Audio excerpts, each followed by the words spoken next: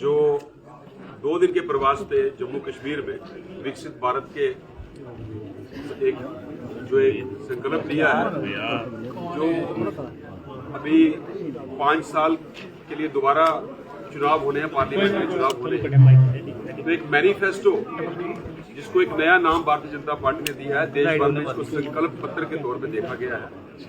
और एक जनता पब्लिक जो भारतीय जनता पार्टी को और प्रधानमंत्री नरेंद्र मोदी जी को अपना लीडर मानती है, उन्होंने इस बार जनता से कहा कि आप रिजॉल्व करो, आप एक रिजोल्यूशन अडॉप्ट करो कि हमारा संकल्प क्या होना चाहिए, हम कैसे चलें। उसी की कड़ी में आज 3-4 प्रोग्राम हमारे हुए हैं। सुबह हमने कश्मीरी पंडित बिरादरियों के साथ प्रोग्राम किए, आज बिजनेस कम्युनिटी के साथ, इसके बाद दिव्यांगों के साथ, लेकिन बीच में चूंकि समय ज्यादा हो रहा है तो जितनी भी आज की डेवलपमेंट है उसको प्रेस ब्रीफिंग के माध्यम से डॉक्टर पुनिया जी आपको ब्रीफ करेंगे। नमस्कार। जम्मू के सभी पत्रकार मित्रों को मैं पार्टी के हमारे सभी वरिष्ठ नेताओं की साक्षी में आप सबका भारतीय जनता पार्टी की इस पत्रकार वार्ता में अभिनंदन करता हूं, स्वागत करता हूं। भारतीय जनता पार्टी ने वैसे तो समय समय पर खूब नवाचार किए हैं और आप सब जानते हैं कि 3% और 3 लोकसभा सीटों से 1952 में शुरुआत करने वाली भारतीय जनता पार्टी, वो जो भारतीय जनसंघ था और जिस जनसंघ के संघर्ष की बुनियाद कश्मीर से जुड़ी है, वो आज 303 सीटों के बहुमत के साथ प्रधानमंत्री नरेंद्र मोदी जी के नेतृत्व में पिछले 10 वर्षों में एक सफल सरकार चलाई है। साथ में राष्ट्रीय जनतांत्रिक गठबंधन का सहयोग और कुल मिलाकर भारतीय जनता पार्टी और एनडीए की ये युति, इसने 10 वर्षों में बहुत कुछ बदलने की कोशिश की है। सामान्य व्यक्ति का जीवन बदला, बुनियादी समस्याओं का समाधान हुआ और वैचारिक मुद्दों का भी समाधान मोदी जी के नेतृत्व में देश ने किया है। भारतीय जनता पार्टी दुनिया की सबसे बड़ी पार्टी है। सदस्यता के नाते कोई जमाना था जब कम्युनिस्ट पार्टी दुनिया की सबसे बड़ी पार्टी होती थी, लेकिन आज पूरी दुनिया की सबसे बड़ी लोकतांत्रिक पार्टी भारतीय जनता पार्टी है। क्योंकि चुनाव का समय है और सरकार को एक बार फिर से मैंडेट लेना है, उस लिहाज से कई बार हम लोग देखते थे कि चुनाव में कोई भी घोषणा पत्र वो रस्म अदायगी जैसा होता था, कट कॉपी पेस्ट जैसा होता था। भारतीय जनता पार्टी के काम की गहराई इस बात से समझिए कि पूरे देश भर के 125 केंद्रों पर समाज के हर तबके से उनकी इच्छाओं का संकलन, उनके सुझावों का संकलन, जो कालांतर में जिन मुद्दों पर सरकार को आगे और काम करना है। 10 वर्षों में यूं बदला बहुत कुछ है। मेरा कश्मीर से कई बार अलग अलग समय पर आने का अवसर मिला। मैं उस बदलते हुए कश्मीर की फिजा को समझ सकता हूं। आज घाटी में शांति है, पत्थरबाजी नहीं होती, तिरंगे का मान होता है, लाल चौक पर तिरंगा उसी शिद्दत और शान से फहराया जाता है, टूरिस्ट आता है। कुल मिलाकर किसी भी देश का कारक है वहां की कानून व्यवस्था और शांति। दुनिया के और अंतर्राष्ट्रीय मानचित्र पर जब चर्चा होती थी तो मानवाधिकारों की बात होती थी, आज आतंकवाद के खात्मे की बात होती है। मोदी सरकार की जो इस तरीके की विदेश नीति की जो डिप्लोमेसी है, उसकी सफलता है और उसी का कारण है कि आज कश्मीर में शांति भी है और कश्मीर में लगातार टूरिस्ट का आवागमन भी बढ़ा है। करोड़ों की संख्या में उनका आवागमन हुआ है। यहाँ की अर्थव्यवस्था को गति मिलती है, यहाँ के इंफ्रास्ट्रक्चर को बढ़ोतरी हुई है और इसलिए आज पूरे दिन भर से मैं जिस मकसद से आया था, एक दिन में हम उस संकल्प पत्र के लिए सुझावों का संकलन करेंगे। मैं कश्मीरी पंडितों के बीच में गया, उन्होंने अपनी बात रखी है। आज व्यापारियों के बीच में और एमएसएमई सेक्टर के कुछ लोग हैं जिन्होंने जम्मू से लेकर और यहाँ के व्यापार क्षेत्र की कुछ समस्याओं के लिए विचार साझा किए हैं, लिखित में भी लिए हैं और मौखिक रूप से भी उनकी बातों को मैंने खुद ने नोट भी किया है। अभी दिव्यांगों के बीच में जाएंगे। इस तरीके से समाज के लगभग वो तबके जिनके सुझाव दिल्ली तक पहुंचने चाहिए, हम उसका माध्यम बनेंगे, जरिया बनेंगे और उस भरोसे हमने इस पूरी कम्युनिटीज को ये भरोसा दिया है कि जो योग्य सुझाव होंगे, जो भारतीय जनता पार्टी के संकल्प पत्र में शामिल होने वाले होंगे, उनको शामिल भी करेंगे और उसकी यदि मर्यादा हुई तो जो सुझाव आएंगे उनको गुण अवगुण के आधार पर उनके समाधान के लिए भी भारत की सरकार पूरे तरीके समर्पित रहेगी। और इसलिए मैं पूरे दिन भर से पार्टी के सभी नेताओं के सानिध्य और साक्षी में मुझे अच्छा लगा, अवसर भी मिला, सीखने का अवसर भी मिला, समझने का अवसर मिला। इतना ही कह सकता हूं कि इस बार प्रधानमंत्री जी का जो लक्ष्य है 370, 400 पार, और उस मिशन में जम्मू कश्मीर का भी बड़ा योगदान होगा। यहाँ के सांसद, यहाँ के पार्टी के सभी कार्यकर्ता उस मिशन के लिए पूरी शिद्दत से जुटे हुए हैं। आज भी पूरे कार्यक्रमों में जो मुझे जहाँ जहाँ कार्यक्रम बताए उनको ठीक तरीके से किया है। मैं कुछ फिगर्स देख रहा था, जब लोग पूछते हैं ना जी क्या बदला, मैं पिछले दिनों कई अलग अलग दृश्य देखे। मैंने सचिन तेंदुलकर को श्रीनगर की सड़कों पर बच्चों के साथ क्रिकेट खेलते हुए देखा, जो असंभव होता था। मैंने बहुत सारे हनीमून कपल्स को गुलमर्ग में घूमते हुए देखा। केवल इतना नहीं है, उस श्रीनगर के लाल चौक पर जिसमें चुनौती होती थी, वहां तिरंगे को भी 26 जनवरी के साथ पूरी शान के साथ फहराते हुए देखा। केवल इतना नहीं, मैंने एक बहन और भाई भी देखे एक वीडियो में, जो बर्फ के ऊपर अटखेलियां कर रहे थे, और उन्होंने लिखा कि कश्मीर में यहाँ पर आकर आनंद हुआ।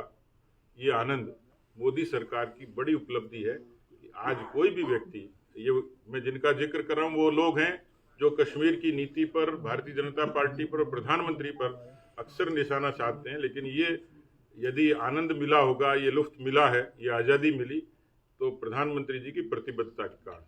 ये क्षेत्र ऐसा था कि जहाँ लोग कहते थे कि विकास की रोशनी दूर दूर तक पहुंचेगी नहीं। आज हाईवे से लेके, ट्रेन से लेके, जो फ्लाइट कनेक्टिविटी है उससे लेकर लेह लद्दाख तक यदि आखिरी घर तक पानी पहुंचता है, और उसके लिए भारत की सरकार 1003 करोड़ रुपया खर्च करती है, जो पिछली सरकारों के मुकाबले बहुत ज्यादा है। 10 लाख किसानों को प्रधानमंत्री किसान सम्मान निधि का लाभ मिलता है। यहाँ 51,000 टॉयलेट्स बनते हैं, जिससे आम जीवन के व्यक्ति को नई सहूलियत मिलती है। एम्स और IIM खुलते हैं।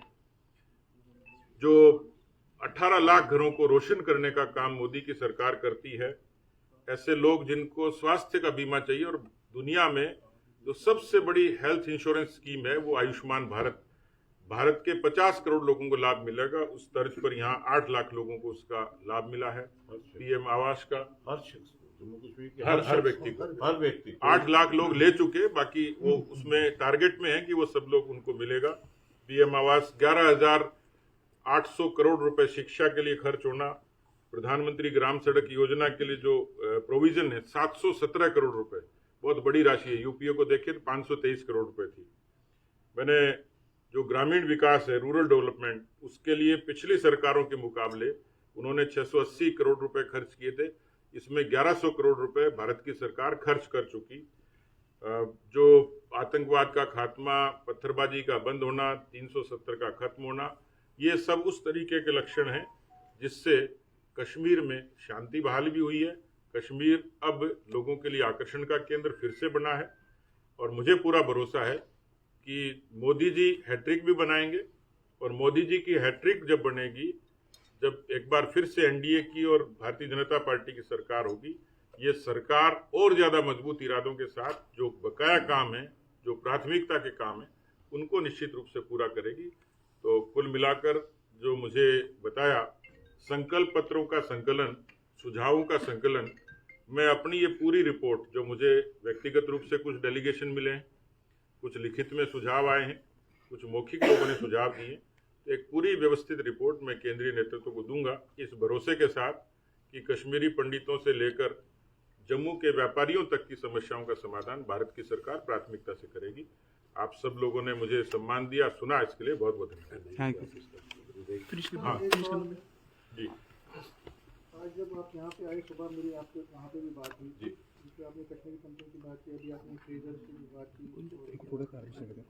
जब आप यहाँ पे हैं तो दिल्ली में आज वन नेशन वन इलेक्शन की बात का जो पैनल था उन्होंने सबमिट किया रिपोर्ट। यहाँ पे कल इलेक्शन कमीशन भी आया था, जो इलेक्शन कमीशन की टीम आई थी, लोग यही कह रहे हैं और पॉलिटिकल पार्टीज को है नहीं अपनी जगह, लेकिन जो आम लोगों से जो हम बात करते हैं वो कहते हैं कि पिछले 10 साल से यहाँ इलेक्शन नहीं हुए हैं। आज आप लोगों से मिले हैं और जो यहाँ पे भी चंद्रमोहन जी ने भी कहा, चंद्रमोहन जी ने भी कि जो है यहाँ पे सरकार है, सरकार डिले है, यहाँ पे बहुत टाइम से नहीं है। तो क्या आपको नहीं लगता है कि क्योंकि आपने अब क्रॉस सेक्शन ऑफ सोसाइटी से बात की, क्या आपको नहीं लगता है कि असेंबली इलेक्शन अगर होते तो अपने रिप्रेजेंटेटिव यहाँ पे होते, हो सकता है कि जो उनके लोकल इश्यूज हैं उनको एड्रेस अच्छी तरह से करने में मदद मिलती? बिल्कुल, डेफिनेटली। और मैंने जैसे कहा कि सबसे बड़ी प्राथमिकता थी कि यहाँ पर अमन चैन हो, शांति बहाली हो, और जिस तरीके का दृश्य कश्मीर के बारे में दुनिया देखती थी वो बंद हो। उस पर भारत की सरकार ने, सुरक्षा बलों ने, भारत की सेना ने और तमाम एजेंसीज ने बहुत अच्छे तरीके से उसमें सफलता भी पाई है। ये बात ठीक है कि जमहूरियत का, कश्मीरियत का और इंसानियत का अपना एक लगाव है, जो अटल बिहारी वाजपेयी जी कहते थे। वाजपेयी जी की तर्ज पर मोदी जी भी उस बात के लिए कमिटेड हैं। और मैं देखता हूं कि पिछले कुछ अरसे में मोदी जी की 2 विजिट हुई है, जम्मू आए और श्रीनगर भी। 7 तारीख को तारीख जी, तो ये कमिटमेंट दिखाता है और इसलिए इसमें कोई दो राय नहीं है। जो वन नेशन वन इलेक्शन की बात चलती है, तो जब वन नेशन वन टैक्स हो सकता है, one nation one ration card हो सकता है, तो धीरे धीरे देश में लोकतांत्रिक तरीके से भी सुधार हुए। लेकिन शांति, लोगों की सुरक्षा, ये प्रायोरिटी थी। आने वाले समय में मैं कोई अथॉरिटी तो नहीं हूं, लेकिन मुझे कश्मीर का एक अच्छा भविष्य साफ तौर पर दिखता है, और वो भविष्य लोकतांत्रिक तरीके से ही होगा। क्योंकि ये जब सारी चर्चाएं चली हैं तो भारत की सरकार भी इससे इत्तेफाक रखती है, और इसलिए मुझे पूरा भरोसा है। इलेक्शन कमीशन ने भी अपना जो फाइंडिंग्स की हैं, रामनाथ कोविंद जी की जो कमेटी है उसने वन नेशन वन इलेक्शन की, तो कहीं ना कहीं इसका एक सामंजस्य, तालमेल और कोई न कोई संबंध है। तो मुझे लगता है कि कश्मीर में और ज्यादा अच्छे तरीके से आने वाले समय में सरकारें काम करेंगी। सर, ये पे जो चल रहा है, सुबह मेरी बात हुई थी आपसे, लेकिन फिर पूछना चाहता हूँ, जो उमर साहब हैं, महबूबा मुफ्ती तो ये कहती है कि यहाँ पे सीए के जरिए यहाँ पे जो एक मुस्लिम मेजॉरिटी स्टेट है ये जम्मू कश्मीर, उसको चेंज करने की कोशिश है। यहाँ पे केजरीवाल जी कहते हैं कि बड़का यहाँ पे गुंडे आएंगे बाहर से, आपके पास एम्प्लॉयमेंट नहीं है, आप कहाँ जाओगे। ममता बनर्जी कहती है हिंदू मुस्लिम करोगे। क्या लगता है आपको कि ये जो चीज़ें ये इस पर कर रहे हैं, क्या आपको लगता है कि ये प्रोपेगेंडा है और एक डिवीजन करने की, हेट पैदा करने की कोशिश? देखिए, 10 वर्षों में मोदी जी की सरकार काम कर रही है। शुरू में जब योजनाएं लागू हुई थी तो लोगों ने भ्रम फैलाने की कोशिश की, लेकिन उज्ज्वला का कनेक्शन मुझे लगता है कि मुस्लिम बहनों को भी खूब मिले हैं। यदि आवास बने तो मुस्लिम बहनों को मिले हैं, टॉयलेट्स बने तो उनको लाभ मिला है, जनधन के खाते खुले तो उनको मिला है। निरपेक्ष तरीके से देश के 140 करोड़ लोगों को कोरोना में सुरक्षा दी तो देश के प्रधानमंत्री ने दी है। इसलिए जब यहाँ पर इस तरीके की बातें कभी केजरीवाल करते हैं, कभी मुफ्ती महबूबा मुफ्ती करती हैं, कभी फारूक उमर अब्दुल्ला करते हैं, मुझे लगता है कि उनके पेट में दर्द है। क्योंकि इस समय मोदी जी ने जब कहा कि सबका साथ, सबका विकास, सबका विश्वास और सबका प्रयास, तो ये स्लोगन भर नहीं है, ये निरपेक्ष तरीके से 140 करोड़ लोग, जिसमें हिंदू भी शामिल हैं, सिख भी शामिल हैं, मुस्लिम भी शामिल हैं, ईसाई भी शामिल हैं। दुनिया का ऐसा कोई देश नहीं है जहां इबादत की आज़ादी से लेकर इस तरीके से लोकतांत्रिक अधिकारों की आज़ादी है, वो भारत है, हिंदुस्तान है। और पिछले 10 वर्षों में एक भी कारण ऐसा नहीं रहा जिसमें कहीं किसी तरीके से सांप्रदायिकता का या देश को तोड़ने का काम हुआ।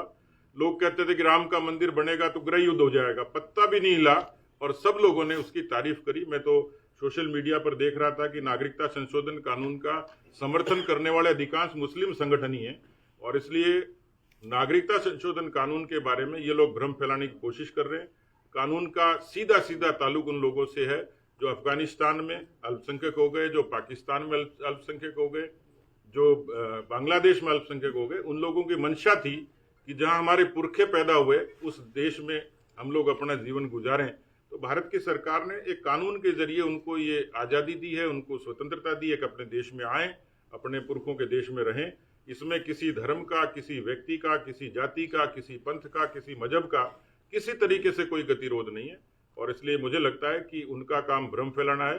लेकिन इस देश में इस कानून को हिंदू, मुस्लिम और सब लोगों ने अच्छे तरीके से स्वागत किया है। लास्ट में पूछना चाहता हूँ एक छोटा सा सवाल। आप परिवारवाद की बात करते हैं, परिवारवाद बहुत आपको लगता है कि गलत है।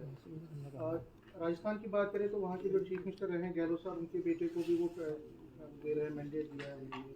MP के जो रहे हैं कमलनाथ, उनके नकुलनाथ हैं। लेकिन जब हम आपकी तरफ देखते हैं तो बिहार में चिराग पासवान के जो चाचा जी हैं वो नाराज हो गए तो उनके बेटे को उनको राज्यसभा मेंबरशिप और उनके बेटे प्रिंस को मंत्री बनाने की बात होती है। यूपी की तरफ देखते हैं तो वहाँ पे जो एक आपके अलय है संजय जी, उनके बेटे को आपने अपनी सिंबल पे लगवाया है। तो ये जो परिवारवाद की जो ये कहती है आपको क्या इनको लगता नहीं कि इनके पार्टी में भी ये परिवारवाद? देखिए, परिवारवाद के बारे में देश पूरे तरीके से क्लियर है, स्पष्ट है। इस देश में एक मिथक था कि देश में राज कर सकता है तो कांग्रेस पार्टी कर सकती है, कांग्रेस में कोई राज कर सकता है तो नेहरू गांधी खानदान कर सकता है। इसलिए इस देश में जो परिवारों की पार्टियां हैं उससे ऐतराज है। मुलायम सिंह की पार्टी उनके बेटे चलाते हैं, बहुजन समाज पार्टी उनके रिश्तेदार चलाते हैं, ममता बनर्जी के रिश्तेदार उनकी पार्टी चलाते हैं। तो देश में जो खानदानी पार्टियों का है उससे हमारा प्रतिरोध है, उससे हमारा विरोध है। सामान्य तौर पर कोई व्यक्ति राजनीतिक रूप से, किसी राजनीतिक व्यक्ति का, कोई परिवार का व्यक्ति अपने परिश्रम से राजनीति में जगह बनाता है, उसको जगह मिलती है, उसमें हमें तो कोई परहेज नहीं लगता, क्योंकि हर सेक्टर का व्यक्ति अपने अपने बच्चों को आगे बढ़ते हुए देखना चाहते हैं, जनता उनको स्वीकार करती है।